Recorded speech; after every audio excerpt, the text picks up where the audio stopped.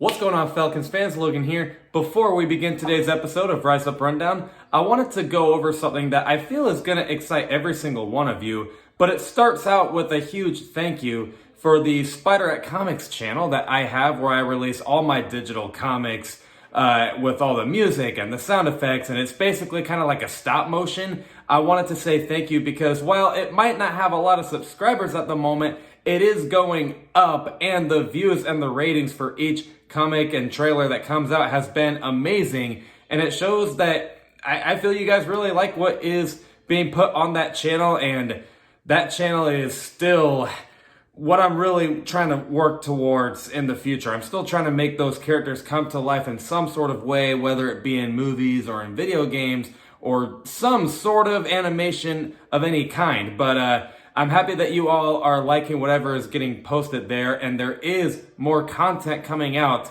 In fact, there's a big movie length project that I'm trying to release in October. But what I wanted to say is that not only am I about to tell you that my twin brother also makes comics of his own, but we're actually teaming up and we're releasing both of our comics on that channel. Now, the new name of that channel will be revealed soon, but he has actually released a teaser trailer for his first digital comic to be released on YouTube, War of the Ocean. Now, without spoiling too much, the trailer does show a girl that's out in the ocean alone at night, clearly sad about something, when something takes her and she becomes something different. That's all I'm gonna say. You're gonna have to watch the rest of the trailer, but it is very exciting, and the drawings blow me away. They're way better than my drawings. My drawings are they're kind of embarrassing compared to how elite his are. But I think you guys will like the drawings and the trailer that he made, and it would mean the absolute world to me and him if you would just give it a look and tell us what you think. But the link is in the description below. The comic will probably be released in March of 2023, but I hope you all enjoy that, and again, it would mean the absolute world to me if you would just give it a look and tell us what you think. But with all of that being said, let's get into the Falcons video. What's going on, Falcons fans? Logan here. Welcome back to Rise Up Rundown. And if you're new here, welcome. We are officially 1 week away from an actual interesting week of Falcons football, and that is the NFL Draft. All offseason, it's been kind of hard to think of video topics, to be honest with you, because I feel on every video I'm kind of just like, well, the Falcons are rebuilding. They need to get good players. Is there any good player to talk about? Like, I guess Young Waku is back and Cordell Patterson. Kyle Pitts is on the team, but we need good players. But finally, we are 1 week away from hopefully drafting a lot of great players. This is year 2 with Terry Fontenot as general manager. He killed it in last year's draft. We will just see how he does in this year's draft. But just before we get into today's video topic, I will let you guys know that next Tuesday I'll be releasing my mock draft video, and then on Friday I'll be going over my overall thoughts and reactions to how the Falcons did in the first round of the draft. And then the Tuesday of the following week, obviously I go over my overall thoughts and reactions to the whole entire NFL draft that the Falcons had. So stay tuned for all of that exciting stuff. But for this week, I still wanted to go over something exciting for you all. And we're all probably like, well, if we're 1 week away from the NFL draft, did the Falcons even have a good offseason before the draft? Like, did they sign any good players? Did they make any sort of good move that was good for us? Yes. And for a team that is in a rebuild, this is the first year of their rebuild, they maybe didn't make any whoa, holy crap, that's awesome moves, but they made some very silent but good moves that the team definitely did need to do. And because I don't want to forget anything that this Falcons team did, I just had it all on my iPad right here. I don't know why I did that, but I put everything down. Every single player that I feel was a key loss and a key addition So let's just go over it. Like, all the players that have got released, and all of them are players that probably should have been let go in some sort of way, whether it be traded or cut or whatever. Like, a lot of these players, except for maybe one, I agree should have been let go. This is actually the first year where the Falcons did let go of players that they didn't need, because I felt like every single year the Falcons entered the year with these players where it's like, okay, why? I cannot envision a future with them on the Falcons. How is it going to help them, and how is it going to help us? But finally, they did let go of players that, and with all due respect, they did try their hardest, and we thank them for everything they did, but it probably wasn't going to work out for them, and it probably wasn't going to work out for the Falcons, most likely. But let's go over it. Dante Fowler did get released or cut, and that was super disappointing. We expected so much from Dante Fowler, and I remember as soon as he got let go from the Falcons, I made a video going over the top 5 most disappointing Falcons ever. And is he the most disappointing Falcons free agent signed? Maybe so, or at least in recent memory, I should say. There's probably been far worse than Dante Fowler. But at least in recent memory, he has probably been the most disappointing signing we've ever had. And he was definitely an overpay. We really only saw his breakout 2019 season and just expected him to continue to have breakout seasons. But I guess the 2019 season kind of, overshadowed every other season he had, where he was just really inconsistent. And in fact, when he got to Atlanta, he got, dare I say, worse, because he either kept getting injured or something. He just didn't show up on the field. But he has found a new home in Dallas with Dan Quinn. He's a very good defensive coordinator, and he wanted to play for Dan Quinn anyway, so we'll see where that goes. But good luck to Dante Fowler. Another player that did ultimately get let go was Russell Gage. Now, he was one of the better players on our offense, and Calvin Ridley, if he didn't get suspended for the gambling, I think he actually would have been traded away anyway. So Russell Gage still would have been our best receiver, whether Calvin Ridley was on the team or not. And now he's not on the team. Now he's with the Buccaneers. And I'm not worried about his future. Like, I think he's going to do well with the Tampa Bay Buccaneers. But does it hurt us in any sort of way? I think that it does, but I don't think it hurts all that much. Russell Gage, whatever, like, you can probably replace him. But he was a good player. And I'm sure the Buccaneers have found a good replacement for Antonio Brown. But yeah, that stinks. Hayden Hurst is also a player that's kind of like Russell Gage. Does it hurt us that bad? Not really. He didn't really get utilized all that much in Atlanta, but he still was a good player. I was okay with keeping him simply because we did need a lot of offensive weapons. And now when you look at it, it's like, yeah, we kind of did, because all of these players are getting released. But, whatever. Hayden Hurst has found a new home with Joe Burrow and Jamar Chase. So I'm sure he'll get utilized a lot more than he did here in Atlanta. And also Kyle Pitts was the way better tight end anyway. So we probably didn't need Hayden Hurst. But at the same time, we did, considering how bad the, offense is, to be honest with you. But anyway, Hayden Hurst is gone, and that stinks. Tyler Davison is also gone. That's a player that probably should have been let go of maybe a year before now, but he was a good player. He was a good run stopper, and it also was probably time to let him go. Now, the big move that basically kind of put the nail in the coffin, and it just kind of put everything in stone that this is a rebuild. Matt Ryan is no longer a Falcon. He has been traded to the Indianapolis Colts, and I think he will succeed there, by the way. But, how bad does it hurt us? This one definitely hurts. Matt Ryan, as everyone knows, develops the offense around him, and he still at his mid-30s and kind of entering his late 30s, he was still like slinging it. He was still a really good quarterback, and somehow just always miraculously stayed healthy. And he was obviously a leader. It seemed like everyone in Atlanta, even outside of the team, they all liked him, or at least some people liked him. There was one side of the fan base that didn't, but whatever. Not everyone's gonna like you. But Matt Ryan, he's gone.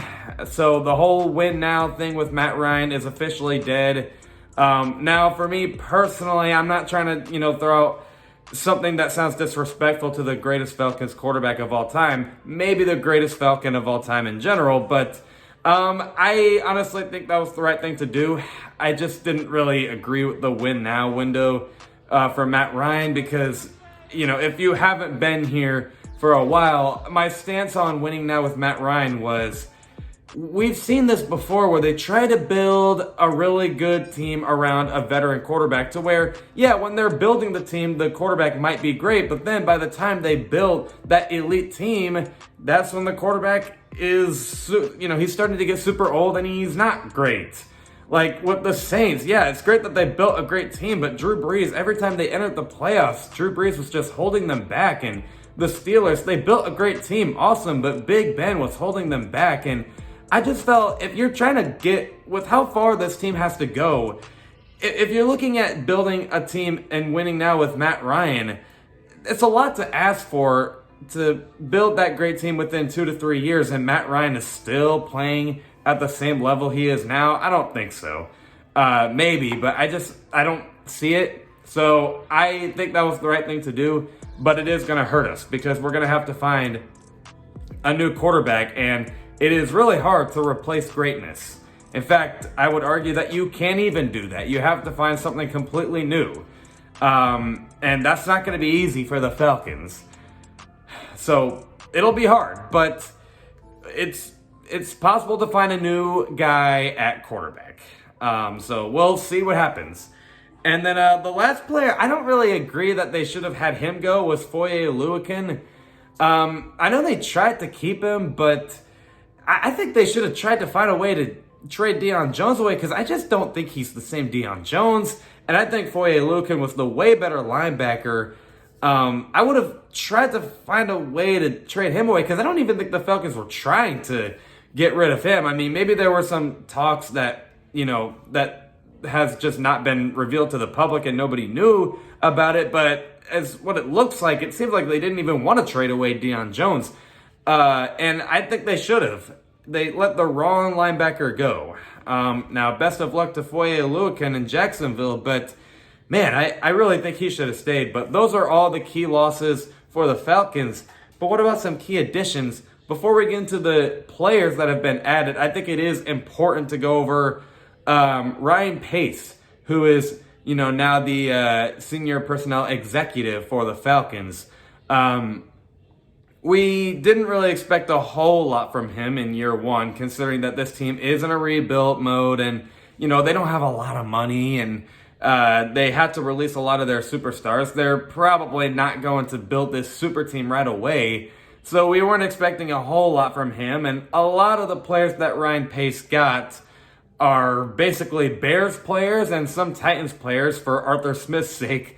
And they're kind of just here to fill the void for 2022 because we don't have a lot of money with us, and we are in a rebuilding year.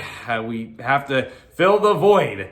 But maybe the Bears and Titans players that they got will succeed. But a lot of I didn't even mention a lot of them because I don't even know who they are really. But we'll see if any of those players that they got work out. But let's go over the big names that Ryan Pace and Terry Fontenot did manage to get. And I actually would say that they did quite a good job here. They actually did extend Jake Matthews. My stance on him is pretty clear. I think he's a good left tackle. Left tackle. I was about to say, no, he's a right tackle. I'm like, no, he's a left tackle. And then Damien Williams has been added to the backfield. we did need a good running game, and Damien Williams has done some nice things in the NFL, so that's good. And Cordell Patterson, the heavens have finally came down to Atlanta and gave us a good player, and now we have Cordell Patterson.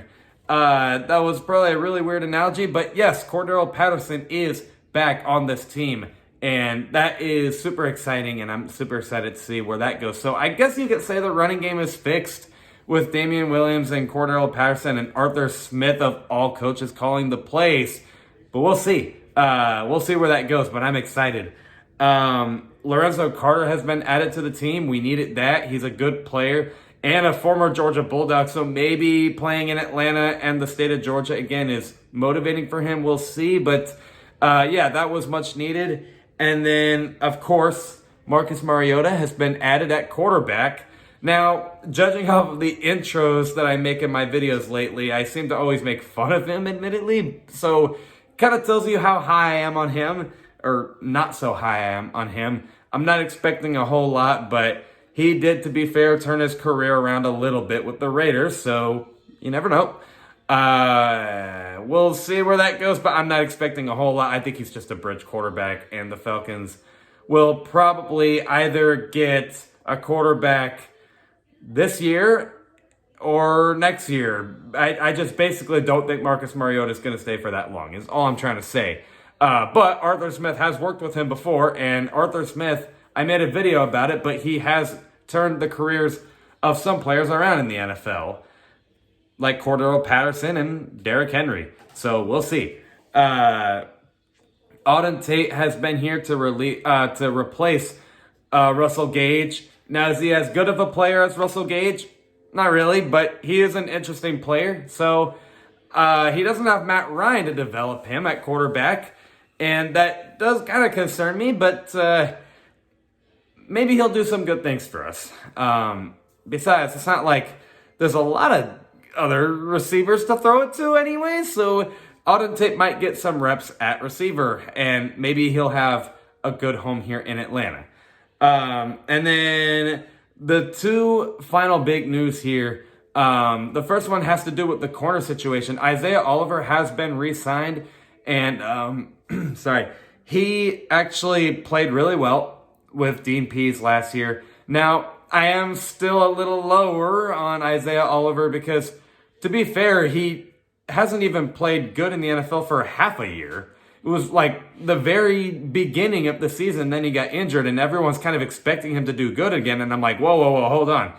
It wasn't even half a year he played good. The rest of his NFL career has been pretty on and off, but he is also working with the same defensive coordinator to where he did play good, so hopefully if he can stay healthy and actually does live up to the expectations he had last year, then maybe the nickel corner situation is set, but we'll see. But besides him, Casey Hayward has been signed. Now, he is getting up there in age, and he, is showing it at times, but not only can he coach up some of these players, especially even A.J. Terrell, but he can still play. So I guess you could say that with Isaiah Oliver hopefully living up to expectations, and then Casey Hayward and A.J. Terrell at corner, I guess you could say the only two set positions on this team are running back and corner. So that's super exciting. That was like the only huge move that we made in the offseason, and it seems like he's excited to play here anyway. So I'm super excited to see where that goes. And then the last big move was getting Younghoe Koo back. So now our Super Bowl chances are secure. Not just but Younghoe Koo, I know he's just a kicker, but he very clearly is a fan favorite for both the fans and even the team. Like, it seems like everyone really wanted him to stay anyway, and we got a hold of him. So that's good. Our kicking situation will not be in shambles for a long time. And I'm happy that he turned his career around in Atlanta anyway, because when he was with the Chargers, it wasn't very pretty. But when he went to the Falcons, it was beautiful. So that is good to see. So there is still a little ways to go for this offseason. So we still have to see how they do in the draft. And we still have to see, how they do with the camps coming up, like the training camp and the mini camps and whatnot. But for the most part, I would say that the Falcons have had a, a good offseason for our rebuilt year one. A good one. Not a great one, but a good one. They're just kind of managing the cap space and releasing guys they don't need and adding in some good players here and there, but we'll see how they do in the draft. Ryan Pace, Terry Fontenot, and Arthur Smith, I would say, have done a pretty good job. But let me know what you guys think in the comments below. Other than that, I will see you guys with a video this Friday at 11 o'clock a.m. Eastern. Love and appreciate y'all for the support. And as always, rise up.